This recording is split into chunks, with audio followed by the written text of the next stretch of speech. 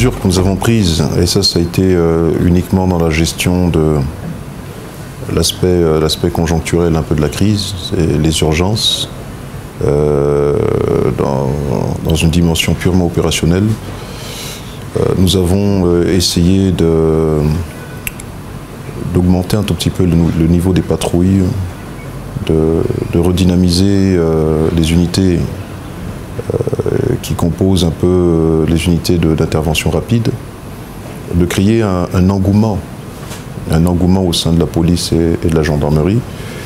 Je tiens quand même à préciser que lorsque nous sommes arrivés, la police n'entrait strictement pas dans le kilomètre 5, qui était considéré comme étant une espèce de zone interdite, finalement no man's land où tout était permis.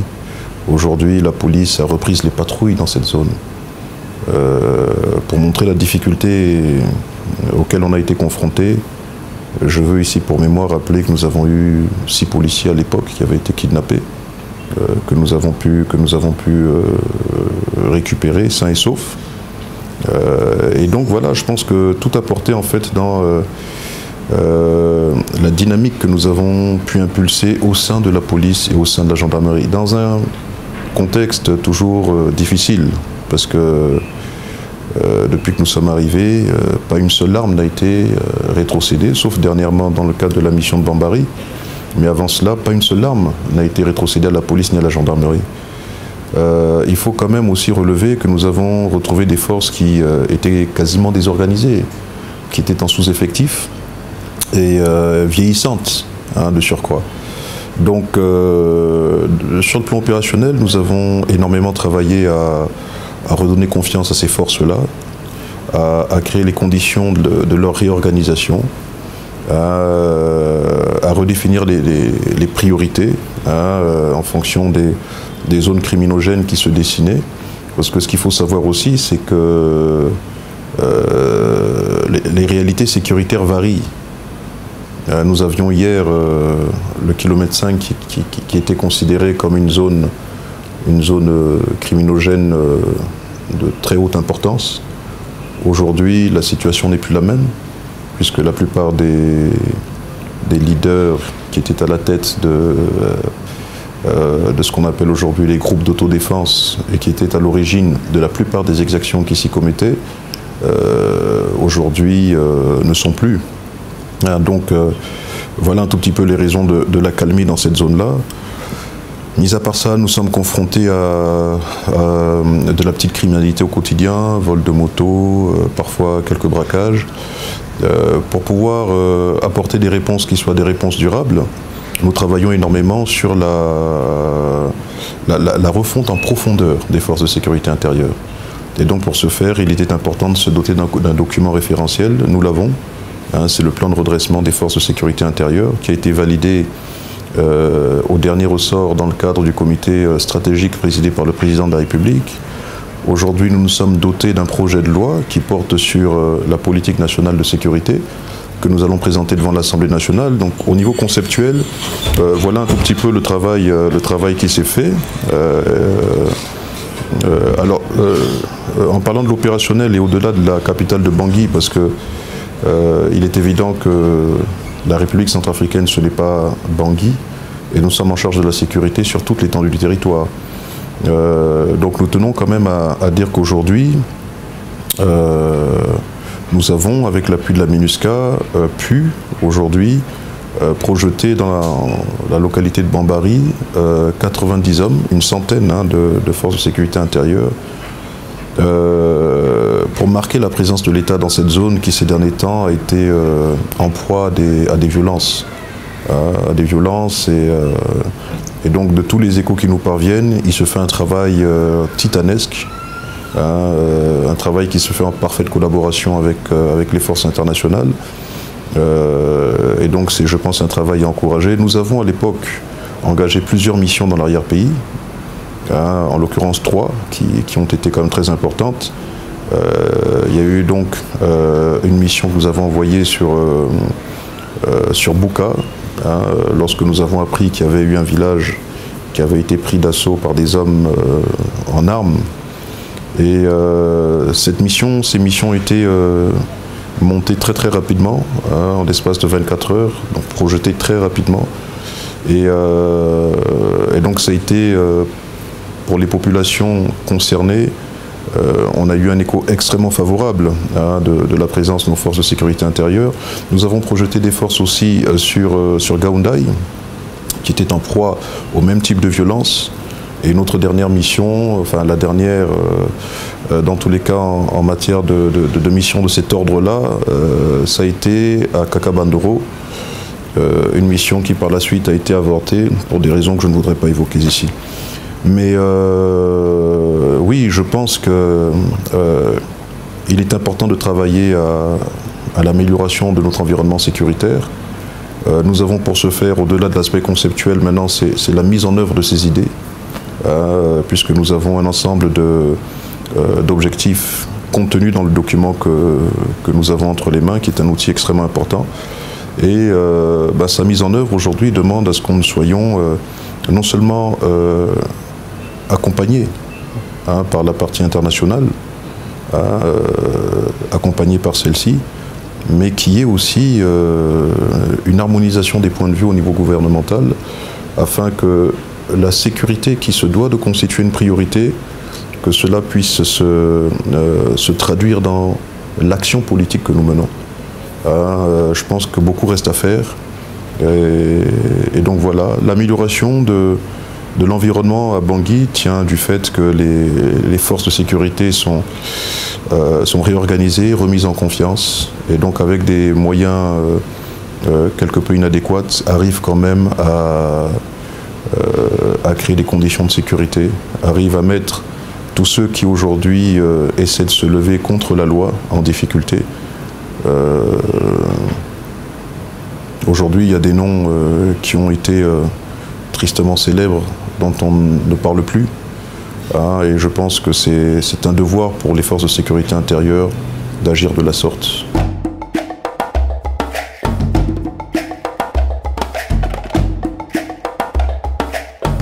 Écoutez, la cartographie de l'insécurité porte sur l'Ouest. L'Ouest et le Nord-Ouest, où nous avons un groupe qui se fait appeler 3R, conduit par un certain Sidiki. Ce sont des activités militaro-criminelles, finalement, sur fond commercial. Aujourd'hui, c'est le cartel du bœuf, c'est le cartel du bétail, qui est à l'origine de tout cela. Derrière toutes ces activités, cet activisme militaire ou mercenaire, il n'y a que des intérêts pécuniaires, des intérêts financiers. Et donc nous avons le Nord-Ouest, où écume le groupe de Sidiki, et il y a également le FDPC de Miskine qui se trouve aussi dans cette même région. Vous avez, en redescendant un peu plus vers toujours dans le nord, mais en redescendant légèrement vers le centre, vous avez le MPC,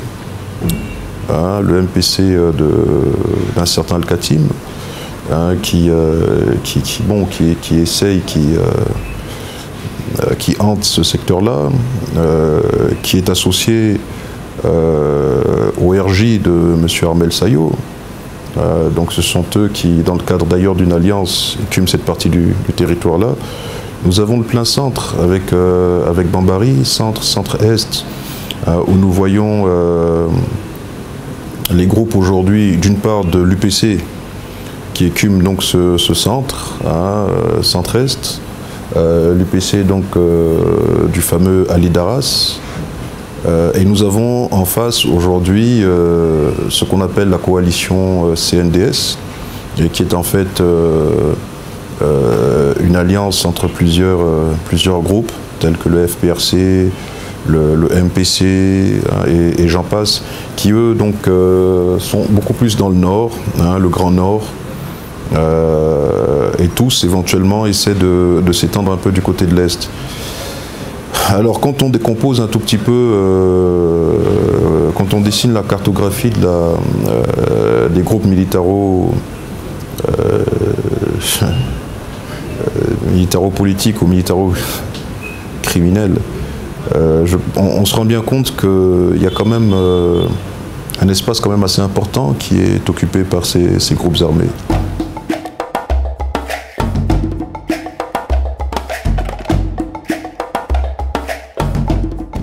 On fonde beaucoup d'espoir sur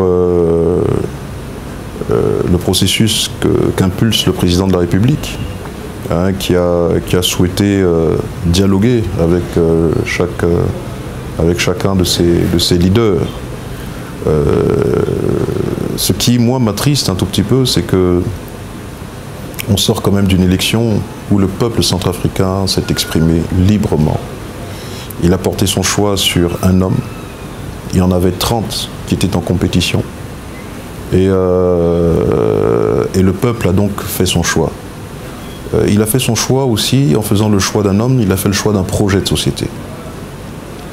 Et je pense qu'il n'est que légitime de voir ce projet de société être mis en œuvre. Le contraire serait une trahison. Alors aujourd'hui, revenir en arrière nous donne parfois le sentiment de remettre en cause ces fondamentaux démocratiques et de nous dire qu'en dépit d'une élection, la loi des armes prime toujours sur tout le reste. Et donc nous voyons là une remise en cause fondamentale de l'idéal démocratique auquel nous sommes attachés. Et cette remise en cause ne peut qu'avoir des incidences. Des incidences sur tous ceux qui, pris par un sentiment d'injustice et mus par une volonté de facilité, pourront également se dire ben, nous prendrons aussi les armes pour nous faire entendre. Et je pense qu'il est mal d'enfermer l'Afrique dans ce type de scénario criminel et meurtrier. Je pense que nous appartenons pleinement à cette communauté internationale. Nous faisons partie entière de l'humanité. Et à chaque fois qu'un homme meurt injustement dans le monde, je pense que c'est une perte pour l'humanité. Aujourd'hui, il ne se fait pas un jour sans que l'on entende qu'un Centrafricain, sa vie lui a été arrachée de la façon la plus lâche, la plus indigne. Donc je souhaite vivement qu'on se rende davantage plus sensible au sort de ce peuple, qui encore une fois, je le dis, a porté son choix sur un homme. Aujourd'hui, c'est le président Faustin Archange Touadéra. Et en choisissant cet homme, ils ont fait le choix d'un projet de société. Nous devons le mettre en œuvre. Et c'est donc un plaidoyer à l'endroit de la communauté internationale afin justement que l'on reconsidère nos approches et que l'on se dise qu'on ne peut pas éternellement fermer l'État centrafricain dans un dialogue perpétuel avec aujourd'hui des gens qui ne sont rien d'autre que des criminels. À un moment donné, je pense que la restauration de l'autorité de l'État passe aussi justement par la remise sur pied de ses forces de sécurité intérieure, la remise sur pied de son armée.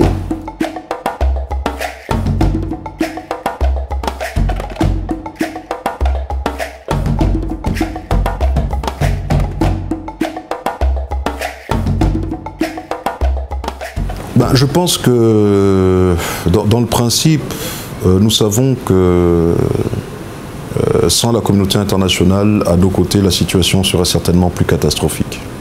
Sur ce, nous n'en disconvenons pas. Nous pensons qu'il est également important, justement, de tenir compte de ce que j'évoquais tantôt. Il y a des principes fondamentaux qui sont là pour réguler un État qui se veut de droit, qui se veut démocratique. Nous devons sauver les acquis des élections passées et donc arriver à harmoniser nos points de vue, aller tous dans un même sens. La communauté internationale fait énormément, mais ne pourra jamais se suppléer à l'État centrafricain. Elle ne pourra jamais se suppléer à l'État centrafricain. La mission onusienne est une mission d'interposition.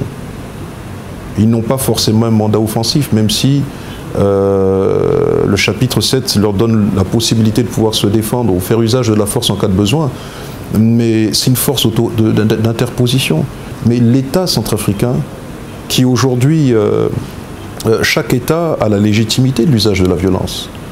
Chaque État doit pouvoir faire respecter les textes républicains, les lois républicaines de son pays. Aujourd'hui, qu'est-ce qui définit ce qu'est un criminel? ben, c'est le crime qu'il commet.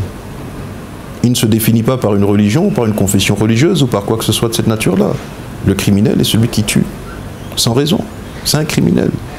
Et il doit être traité comme tel. Aujourd'hui, on ne peut pas continuer à ne pas être en mesure de juguler la petite criminalité. Tout simplement parce qu'en face de vous, vous avez parfois des groupes qui, numériquement et sur le plan matériel, sont plus dotés que l'État. C'est un drame. Et donc, on ne peut continuellement... moi, je pense que restaurer l'autorité de l'État passe indéniablement par la restauration de nos forces de sécurité intérieure. Il faut aujourd'hui que l'État soit en mesure de créer ses propres capacités, être en autonomie de pouvoir agir face à tous les dangers qui les menacent.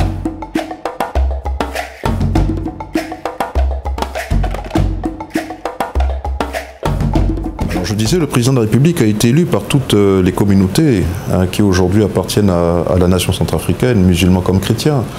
Donc je pense que le débordement qui a été le fruit d'ailleurs d'une instrumentalisation sur un terrain confessionnel, je pense qu'on s'en est quand même bien sorti. Aujourd'hui, quand je regarde le kilomètre 5, tous les résultats qui ont été produits au kilomètre 5 n'auraient pas pu l'être si les populations du kilomètre 5 n'étaient pas partenaires avec l'État. Et il faut donc que je leur rende un hommage aussi par rapport à cela.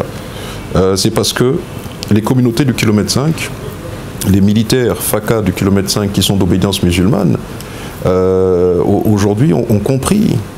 Et ce sont eux qui sont, qui sont nos partenaires. Ce sont eux qui nous aident tous les jours à améliorer les conditions sécuritaires de ces communautés-là, par la collaboration qui existe entre nous, par les informations qu'ils portent à notre connaissance. Donc, aujourd'hui, on ne peut plus agiter le confessionnalisme comme un épouvantail pour nous faire croire que si aujourd'hui nos forces de sécurité sont armées, il pourrait y avoir des velléités de vengeance. Non. Nous sommes en train de recruter aujourd'hui 500 policiers et gendarmes, 250 policiers et 250 gendarmes. Mais au sein de ces policiers et de ces gendarmes, il y aura nécessairement des musulmans comme des non-musulmans. Ce doit être le reflet de ce qu'est notre société. Donc non, je pense qu'il faut très sérieusement faire des choix qui pour nous seraient les plus utiles, susceptibles de sauver les vies qui peuvent l'être. Nos hésitations parfois peuvent constituer les drames de nos lendemains. Il y a des décisions qu'il faut vraiment prendre et moi j'encourage fortement. Très récemment, nous avons écrit au comité de sanctions, demander la possibilité d'une dérogation spéciale pour pouvoir doter nos hommes. Bon, on nous a rétrocédé 15 armes. Bon, je passe à sans commentaire, mais vous comprendrez avec moi que c'est dur de travailler dans des conditions comme ça.